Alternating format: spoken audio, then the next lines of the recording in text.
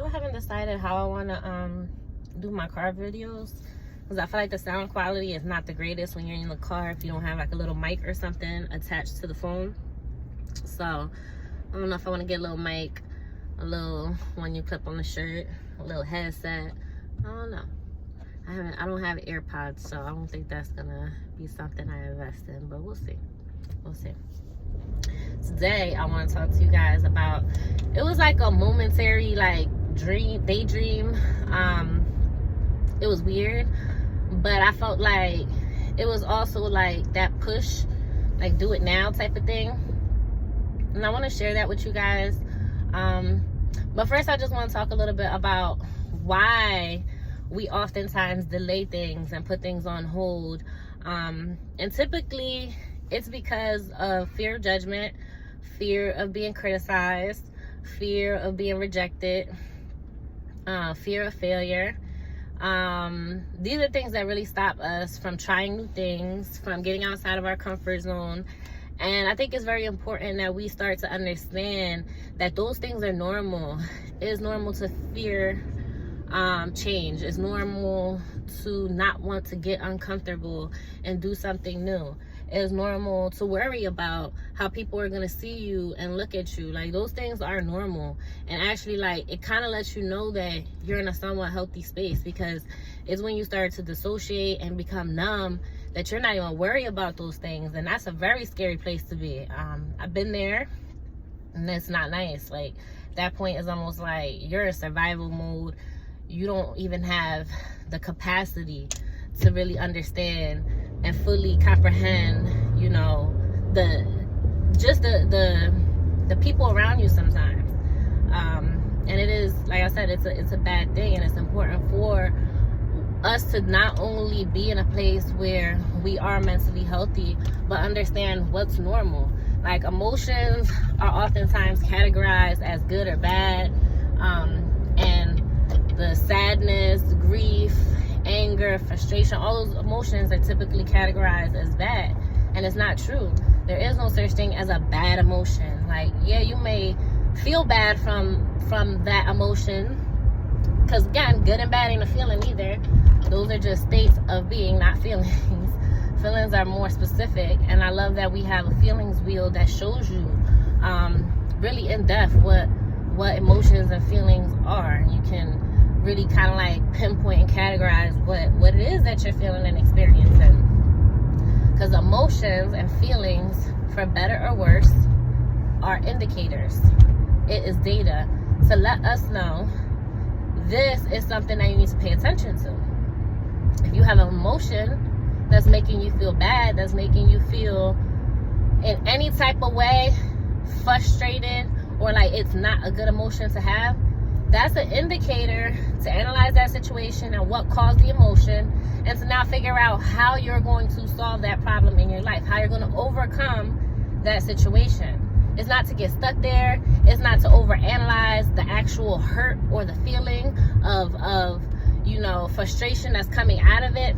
It's just to realize that, oh, okay, like, this hurt me, this bothered me, this upset me, this, you know, triggered me, it made me frustrated, it made me angry, it made me annoyed, whatever feeling it is. Now you have an awareness to something that did that. Like, you can connect it in that moment, or you can connect it when you go back and break it down. That's why I always talk about how important it is to like really breathe through the process and allow yourself to understand that it's okay to be uncomfortable. It is absolutely okay to be uncomfortable, but sometimes you need to let yourself know, and you can do it by tapping, hugging yourself, but it's about really integrating your 5 senses to let you know, like, this is where I am, I'm here, I'm safe, I'm good. And it's because those emotions that are, in a sense, more difficult to manage do typically make us react instead of respond. We usually just boom, fly off the handle, have a quick reaction to how we're feeling, and boom, now we're stuck dealing with the consequences of our actions, really our reactions to something that was never something we wanted. None of us want to feel negative emotions. None of us want to feel like we've caused negative emotions, but yet we do it all the time. We experience them all the time because it's a part of the human experience. It's a part of our brain-body connection. When your brain feels anger, it knows, like, let me take a chill pill, let me walk away. That's what when your brain is feeling, all these emotions, and you're thinking all these crazy thoughts because, somebody just pissed you off. That's your brain saying, like, I'm not feeling this, I'm not happy about this. Your body needs to take a walk. Your body needs to remove yourself from this room situation. Take a couple deep breaths, like literally engage yourself. Don't engage the person, don't engage the situation, just engage with yourself. Like, try to figure out what it is that bothered you so bad so that you can understand how to regulate. Because a big part of our issues is that we don't know how to emotionally regulate. And I'm 33 years old, still learning how to healthily emotionally regulate. Because the problem is, a lot of us have unhealthy coping mechanisms where we can, in a sense, regulate, or we try our best to, but it's in things that are, not benefiting us. For me, a lot of times it was like, I would engage in the person or situation that frustrated me, and I want to not really argue, but I want to have a conversation. I want to go, in a sense, back and forth, but it's more so listening to explain my feeling or my issue, my grievance, than to really understand theirs. And that was a really big problem for me, because I noticed myself getting caught up in this place of almost like, you feel like I don't want to use the word victim, because that's definitely not what it is, but in certain situations you can, because you're just like, how doesn't this person understand what I'm saying? How doesn't this person see my point of view? But then at the same time, it's like, certain situations, especially when they're patterns, is for you to understand, like, okay, this is what it is. Now, is this something that I want to participate in? Or is this something that I have to completely remove myself from, or give myself distance, love from afar, quit this job, leave this, whatever, because certain situations, we do have choice. We put ourselves there, and now we have to kind of like manage the environment that we put ourselves in.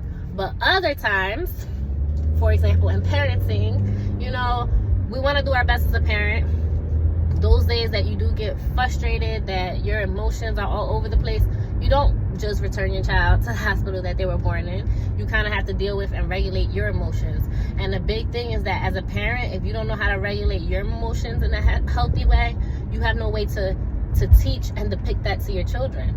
And that's kind of like something that I noticed from my kids. It's like, they never had a parent handle their emotions in a healthy way. Like, I was, in a sense, the healthy parent, and I have so many things that I'm learning and that I'm correcting because I wasn't doing correct. There's a lot of times where I would yell, I would get emotional over things that really deserve for me to just scoop down to their level and talk to them or give them a hug. And I never was aggressive or violent with my children. I don't believe in that, but I do know that just in not being able to handle situations a certain way, my kids didn't learn how to handle situations a certain way. And then I have 2 boys. So as a woman, trying to teach 2 boys how to regulate emotions and feelings that I don't even fully understand, is very difficult. It's very difficult.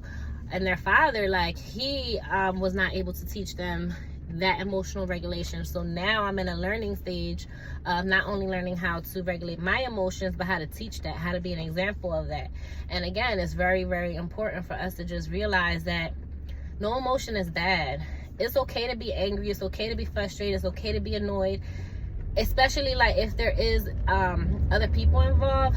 It's important to, once you have calmed down, once you have like realized like, dang, I displayed this emotion, or I displayed this feeling towards them, it's important to have those conversations to say like, look, I'm sorry, I was very upset.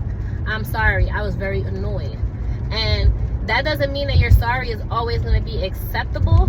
It really doesn't. But at the same time, it does mean that you are being aware of how your emotions affected another person, how your emotions made them feel. Because a lot of time we make decisions or we have reactions and we don't always understand how it's going to affect other people, And I think it's so important for us at least be able to communicate when you feel like dang, I messed up. I should have took that information of being annoyed and angry and sat with it, really realized what was the trigger, what bothered me so much, and instead I popped off. You know, and there's a lot of times I have to say that to my children, like, I'm sorry. And it's funny because my little one, he'd be like, I don't do sorries. And I'm just like, boy. But it's true, like, some people don't do sorries. And that's also a part of the learning lesson. Whereas too, if you are reacting every time you get slightly triggered, you will notice that, you know, especially if other people are involved, that's going to start to correlate with the people you have in your life, in your circle. And when you start to take inventory of that, again, it's more information for you to go off of. But I just went on a really long 10-minute tangent about emotions and feelings because it's something that's so near and dear to my heart. Like, I truly love this stuff. I tell people if I was ever to go back to school, it would absolutely be to study psychology or neuroscience, like the brain, the mind, you know, our emotion, the brain-body connection is really something that I'm passionate about, something that I've been doing deep diving and learning in for myself and my own growth. And I really, really want to use this channel to share that, because back to the daydream I had, it was weird because I had a daydream of me being like 65 years old. I'm a senior citizen and I'm going viral on YouTube, and my kids, my grandkids are, you know, they're in a sense a part of this, I'll say, this enterprise that I've created. But I'm like, it was crazy because I was literally talking about things that are in my notebooks now, that are in my, you know, like my vote for YouTube content now.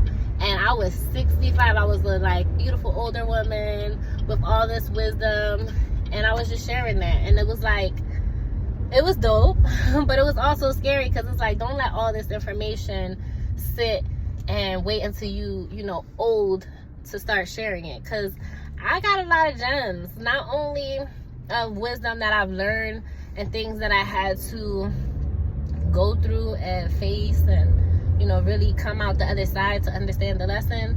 There's a lot of those, which we all have, but I also have a lot of wisdom from those that came before me and had experiences that I was lucky enough never to be emotionally charged or impacted by directly, but I was able to get the lesson from it.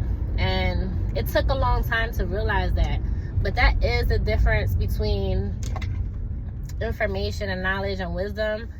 Like, information and knowledge sometimes it can, or experiences, like, it kind of all revolves in the same dynamic.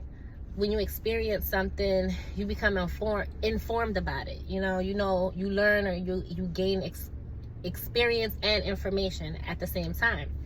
So that experience and that information becomes knowledge. You feel you have knowledge because of your experience.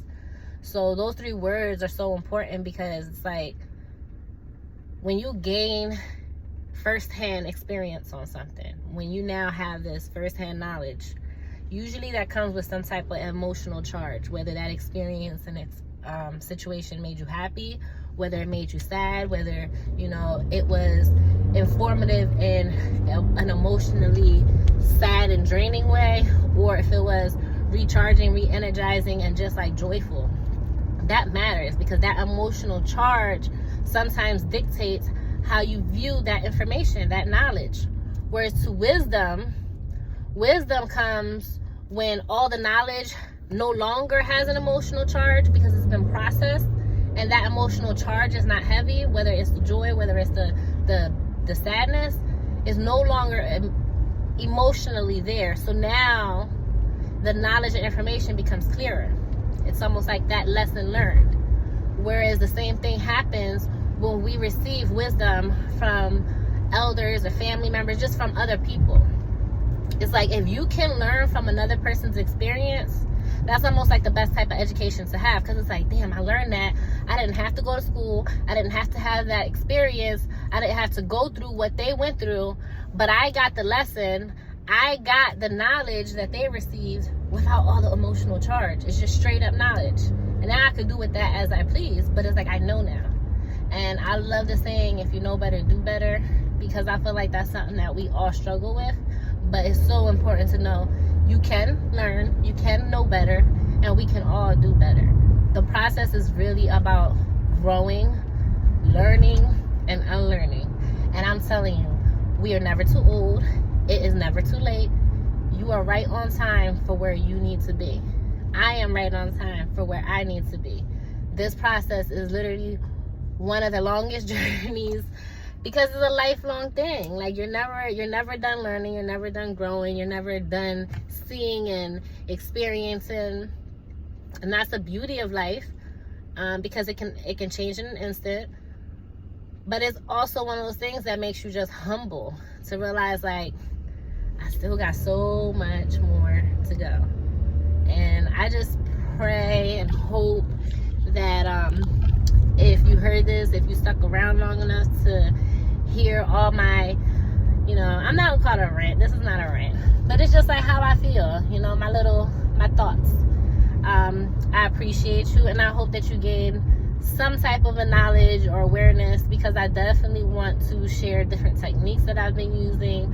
I call it a toolbox, my little toolkit of things that I do to make myself emotionally healthier, more grounded, and just in a place to be able to be my best self and do well. Because a lot of times we are in a place where we want to create, we want to thrive, but our mind is just trying to survive. So I really want to not only help myself, but help others on the journey to becoming your best self. Because when we grow, we glow. And that's a fact, guys. So I love y'all. I hope this audio sounds good, because this was just raw, authentic, from the heart convos. But I will talk to y'all soon.